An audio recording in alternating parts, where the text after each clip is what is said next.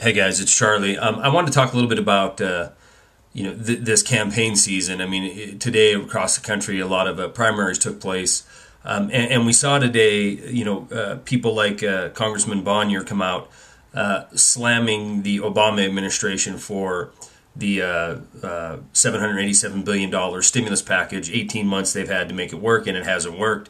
And we saw Joe Biden's response to that, which was, they're still dealing with the Bush era financial meltdown, and that's why the economy isn't getting better. And it's unfortunate because many people are going to buy into this rhetoric. These are the sycophants of the left and the right who are going to believe whatever minority leader Bonnier has to say or Vice President Biden has to say. The fact of the matter is, it is far worse than either one of these people are willing to admit. Either the left or the right are willing to admit. What they're doing now is just coming out and saying anything that they feel is politically expedient. Let's not forget that it was Bonnier in 2008 who voted for the bailout package for the banks. Let's not forget it was Joe Biden who voted for the bailout package in 2008. Now, they're going to want to sit here and talk about these $787 billion stimulus package, which by any stretch of the imagination was a complete boondoggle, a complete handout to special interest groups who actually wrote the legislation. And we find out months and months and now years later that it's filled with pork, just like we're finding out the healthcare legislation and the finance regulations that have been passed are filled with special interest wants and needs in mind, not the people of this country's needs in mind. So as you go out and as you listen to your local politicians, your federal politicians that represent either your district or your state, keep in mind, all of these bums have to go. There is no difference between left, right, Republican, Democrat. And it really, the whole goal is to keep you confused and keep the system locked down in gridlock. It isn't about we're going to have, if we elect the Republicans, we're going to have Wall Street reform. It isn't about if we elect the Democrats, are going to care more about the social safety nets in this country. They've proven time and time again to care for one very select elite few. And these are the banksters who never had to worry 1 second when it came to their bailout. Bonnier was there to vote for it. Biden was there to vote for it.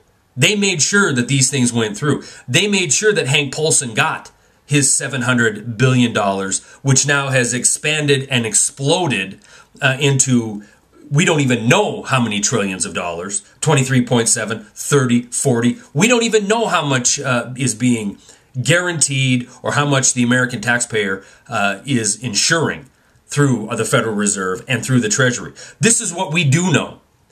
These firms, these Goldman Sachs, these AIGs, they weren't made public, or they weren't nationalized, rather.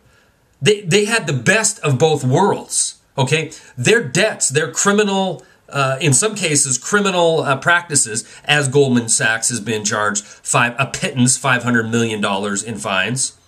Their illegal gambling practices, the debts from them have been made, they've been nationalized.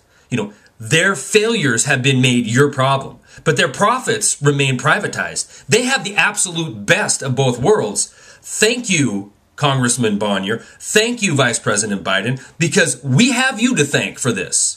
So don't come out here now and play your little, it's the Democrats' fault for having a ridiculous stimulus package over the last 18 months. Or don't come out, Vice President Biden, and say it was George Bush's fault. You guys were the ones in charge. Both of you, both parties. The same gridlock over and over again is the goal at the end of the day. And I'm going to attach a story that gives a prime example of this. Goldman Sachs and Company, most prestigious Wall Street firm ever. Darling, too big to fail. Statistically, they give 63% of their contributions to the Democrats. Statistically. In 2010 election cycle, it flip-flops. Suddenly, they're giving 54% of their campaign contributions to the Republicans. Why? Because they want gridlock. They want just enough Republicans in there to battle with the Democrats so they can speak to their sycophant people that they represent who believe everything that comes out of their mouth and keep them brainwashed and dumbed down and keep it going business as usual. It's no coincidence in this country right now why we have 25 million people unemployed. It's no coincidence that we have 42 million people on food stamps, 1.4 million bankruptcies this year, nearly 1 million foreclosures already in 2010. And when the latest news comes out today that housing fell 27% in the month of July on new homes, that is not a shock to people like me who've been saying all along that your representatives do not represent you. They care about the status quo and they care about keeping the gridlock intact so they can keep the people they really serve fat, happy, healthy, and whole and in record profits. That's all I got.